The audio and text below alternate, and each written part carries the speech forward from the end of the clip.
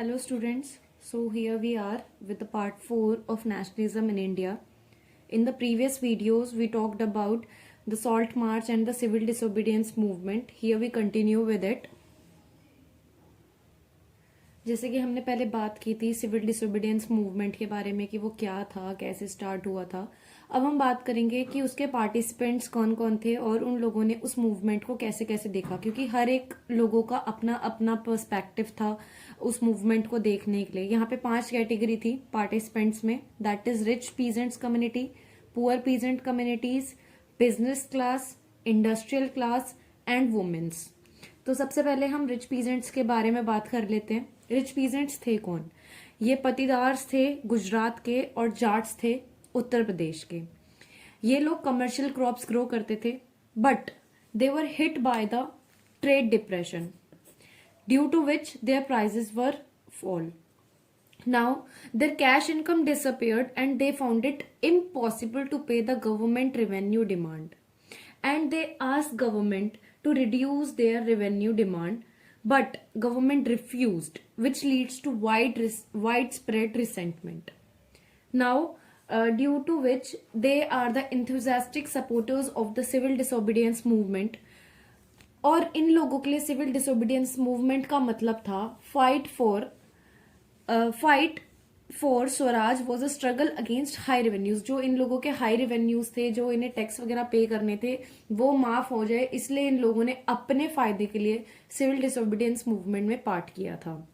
But जब 1931 में movement called off कर दिया गया और कोई भी चेंजेस रेवेन्यू में नहीं आए, तो इन लोगों को बहुत ही ज्यादा एक रिसेंटमेंट फील हुई. And when in 1932 the movement was restarted, they refused to participate in the movement. Now we would talk about poor peasants community. Now, who are poor peasants? They are the small tenants who cultivate their land. और वो land जो cultivate करते थे वो rent पे लेते थे landlord से. तो basically they are tenants. They found it difficult to pay the rents. जो उन्होंने जमीन लीज वगैरह पे ली थी या फिर किराए पे ली थी, वो उसका रेंट नहीं पे कर पा रहे थे. तो वो लोग ये चाहते थे कि जो उनका रेंट बनता है उसको रिमिट कर दिया जाए, हटा दिया जाए. पर ये तो गलत चीज थी. तो कांग्रेस भी जो थी वो इस चीज को सपोर्ट करने के लिए बिल्कुल भी आगे नहीं आई. उन्होंने बोला कि ये नो रेंट कैंपेन को वो सपोर्ट नहीं करेगी. Now we would talk about business classes. Now business classes तो आपको पता है, जो भी लोग बिजनेस करते थे वो सारे लोग फॉल होते थे under category of business classes. So during the first world war Indian merchants और इंडस्ट्रियलिस्ट जो थे उन्होंने बहुत ज्यादा प्रॉफिट कमाया और बहुत ही ज्यादा पावरफुल बन गए थे.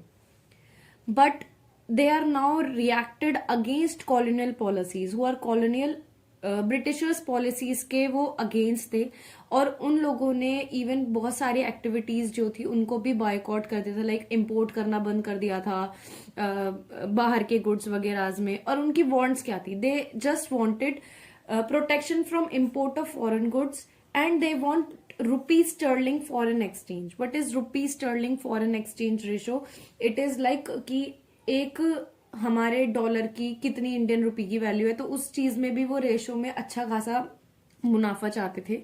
Now they formed 2 organizations named Indian Industrial and Commercial Congress in 1920 and FICCI, Federation of the Indian Chamber of Commerce and Industries in 1927 to support their movement. The business class also gave financial assistance and they also refused to buy or sell imported goods. But after the failure of Round Table Conference, business group were no longer uniformly enthusiastic and they were worried about their disruption of business. They think that the growing influence of socialism among the younger member of the conference become their problem.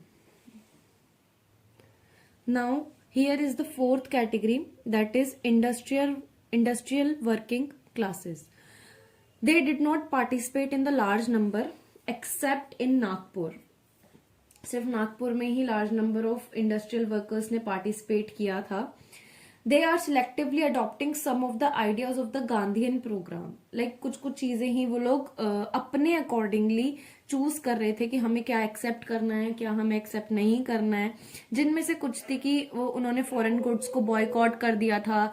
Even जो उनके part of their movements थे, low wages और poor working conditions के लिए, सिर्फ उतनी ही चीज के लिए उन्होंने फॉरेन गुड्स वगैरह को बॉयकॉट किया. Now there are strikes by railway workers in छोटा नागपुर टिन माइंस. उन लोगों ने गांधी कैप पहन के रैलीज वगैरह में प्रोटेस्ट करना स्टार्ट किया और जितने भी कैंपेन्स थे उनको भी बॉयकॉट करना स्टार्ट कर दिया. बट जो कांग्रेस थी वो रिलक्टेंट थी कि वो वर्कर्स की डिमांड को इंक्लूड करे या ना करे, जिस वजह से जितने भी इंडस्ट्रियल्स थे उनको एलिनेट फील हो रहा था और उनको ये लग रहा था कि उनको इस प्रोटेस्ट से, इस मूवमेंट से अलग कर दिया हो. Now we would talk about women participation during Gandhi ji salt march. जो thousands of number of women थी वो अपने घर से आ गई थी उनको सुनने के लिए कि वो क्या बोल रहे हैं, क्या बोलना चाहते हैं.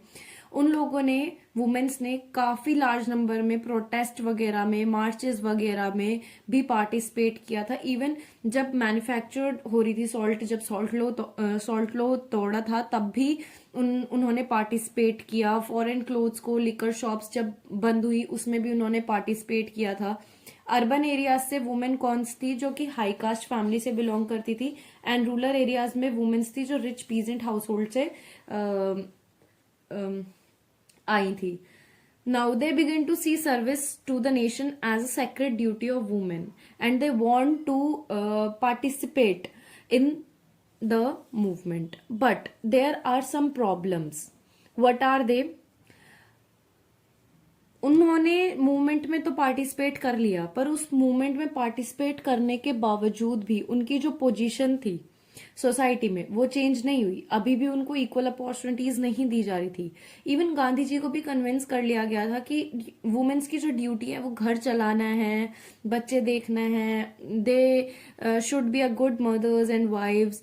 एंड इवन कांग्रेस भी रिलक्टेंट थी कि वो वुमेन को कुछ पोजीशन या कुछ अथॉरिटी अपनी ऑर्गेनाइजेशन में प्रोवाइड कर सके. So they always stay at the back hand. Now here we talk about the limitations of civil disobedience movement. Here we will talk about untouchables. As you know, untouchables are Dalit or oppressed caste.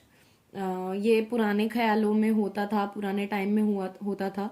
बहुत time तक जो कांग्रेस थी वो untouchables को, Dalits को ignore करती रही, just because कि वो जो सनातन्स हैं या कंजर्वेटिव हाई कास्ट सोसाइटी जो है उनका वोट सिस्टम ना खो दे. बस इसलिए उन्होंने अनटचेबल्स को बहुत टाइम तक इग्नोर किया. बट महात्मा गांधी जी ने ये बोला कि स्वराज तब तक नहीं आएगा जब तक अनटचेबिलिटी एलिमिनेट नहीं होगी सोसाइटी से. तो उन्होंने अनटचेबल को हरिजन्स का नाम दिया, जिसका मतलब था children of God. Now they organize satyagraha to secure their entry into the temples and access to public wells and tanks, roads and schools.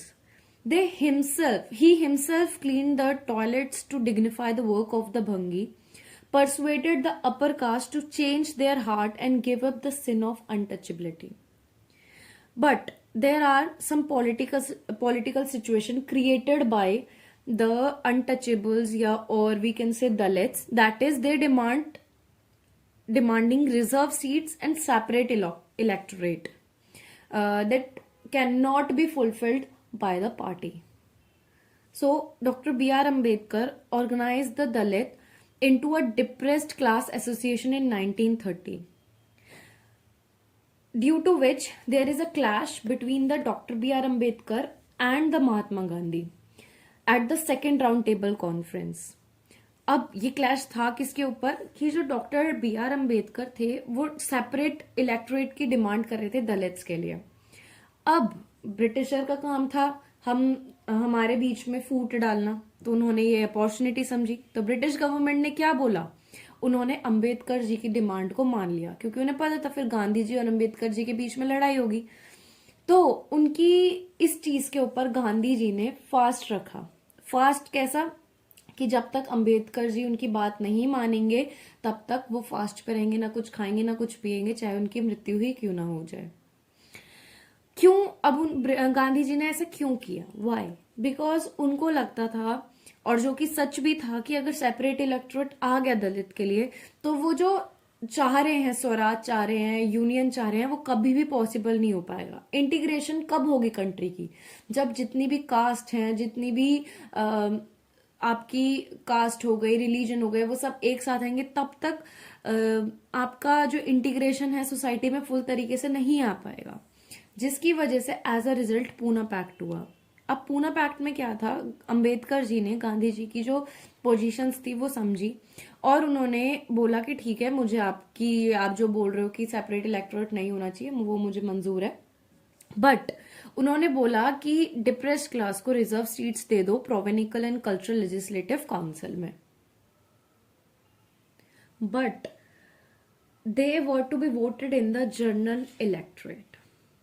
Now, the Dalit movement, however, continued to be apprehensive of the Congress-led national movement. Now, we will talk about the Muslim status in the movement. Muslims भी कुछ दलित की तरह ही मांगे कर रहे थे। जब non cooperation खिलाफत मूवमेंट में डिक्लाइन आने स्टार्ट हुआ तो उन लोगों को ये फील होने लग गया कि पार्टी ने उनको एलिनेटेड कर दिया, अलग कर दिया है, और उनको ये लगता था कि उनसे ज्यादा Hindu religious national movement groups वगैरह जो हैं उनसे ज्यादा शो हो पा रहे हैं। तो जिसकी वजह से हिंदू और मुस्लिम के बीच के जो रिलेशन थे वो बहुत खराब होते गए। हिंदू मुस्लिम्स के बीच में क्लैशेस, राइट्स, ये सब होने भी स्टार्ट हो गए। कांग्रेस एंड मुस्लिम लीग ने बहुत एफर्ट किए कि उन सब चीजों को रीनेगोशिएट करके चीजों को सॉर्ट आउट किया जाए और उनको दोबारा से एक यूनिटी में लेके आया जाए, बट ऐसा हो नहीं पाया। इवन मोहम्मद अली जीना जो थे, जो मुस्लिम लीग के आपको याद होगा, मैंने आपको पहले दो भाइयों के नाम भी बताए थे, मोहम्मद अली एंड शौकत अली। तो वही मोहम्मद अली जीना जो थे वो मुस्लिम लीग के लीडर थे और उन्होंने भी यही डिमांड की कि हमें मुस्लिम्स के लिए एक सेपरेट इलेक्टोरेट चाहिए। सॉरी, मैं इसको ऊपर नहीं कर पाई थी। हाँ, तो मुस्लिम्स को भी एक सेपरेट इलेक्टोरेट की डिमांड थी और उन्होंने साथ ही साथ ये बोला कि हमें रिजर्व्ड सीट्स भी चाहिए सेंट्रल असेंबली में, और साथ ही साथ वो चाहते थे कि उनकी रिप्रेजेंटेशन भी उस मुस्लिम डोमिनेटेड प्रोविंसेस में होनी भी स्टार्ट हो जाए, जिसकी वजह से पार्टीज एंड कम्युनिटीज के बीच में डिस्ट्रस्ट होना स्टार्ट हो गया। एंड नाउ कोई भी नेगोशिएशन, जितनी भी नेगोशिएशन हुई वो सब फेल हो गई, और इवन मुस्लिम्स को ये लगने लगा कि उनको अब माइनॉरिटाइज कर दिया जाएगा और जितनी भी मेजॉरिटी है, लाइक हिंदू मेजॉरिटी है, उनके जितने भी कल्चरल है उनकी सब चीजों को डिप्रेस्ड कर देगी, सबमर्ज कर देगी। तो इस चीज की वजह से भी हमारे बीच में डिस्ट्रस्ट होना स्टार्ट हो गया था और हिंदू और मुस्लिम्स के बीच में यूनिटी नहीं आ पाई थी। So that's all for today. बस इसका एक लास्ट पार्ट रहता है, that is sense of belongingness. वो मैं नेक्स्ट वीडियो में कल तक अपलोड कर दूंगी। Stay tune. Thank you.